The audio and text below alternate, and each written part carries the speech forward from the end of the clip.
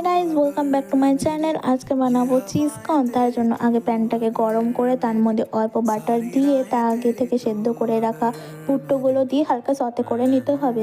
তারপরে গোলমরিচের গুঁড়ো, তোমরা গোলমরিচের গুঁড়োটা একটু কমই দিও, কারণ বেশি দিলে পরে কিন্তু ঝাঁঝ ঝাঁঝ লাগবে, ভালো লাগবে না খেতে। অল্প গোলমরিচের গুঁড়ো দিয়ে তার মধ্যে চিলি ফ্লেক্স তোমাদের ঝাল অনুযায়ী দিও। আমরা এখানে একটু বেশি ঝাল খেতে পছন্দ করি, তার জন্য আমরা একটু বেশি চিলি ফ্লেক্স দিলাম। তারপরে অরিগানোটা তোমাদের অপশনাল, অরিগানো দিলেও চলবে, না দিলেও চলবে। আমার কাছে অরিগানো ছিল, তার জন্য আমি অরিগানোটা দিলাম। তারপর অরিগানোটা দিয়ে হালকা সতে করে তার মধ্যে অল্প লবণ দিয়ে, আমার এখানে একটু বেশি লবণ পড়ে গেছিলো। তারপরে চিজ দিয়ে আমার কাছে চিজের চিজ ছিল, তার জন্য আমি চিজের চিজটা দিলাম, মজরেলা চিজটা। তোমাদের কাছে যদি অন্য কোনো চিজ থাকে তো তোমরা ওই চিজও দিতে পারো। আর চিজ তোমাদের পরিমাণ বাড়াতেও পারো, কমাতেও পারো। যার বেশি চিজ খেতে ইচ্ছা করবে বেশি দিবে, যার কম ইচ্ছা করলে কম দিবে।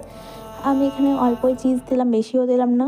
তারপরে চিজটা মেল্ট হয়ে গেলে ভালো করে মিশিয়ে নামিয়ে নিয়ে তারপরে সার্ভ করে দিলাম। আর এই চিজ কর্নটা খেতে খুবই অসাধারণ হয়েছে। দেখা হচ্ছে পরে ভিডিওতে।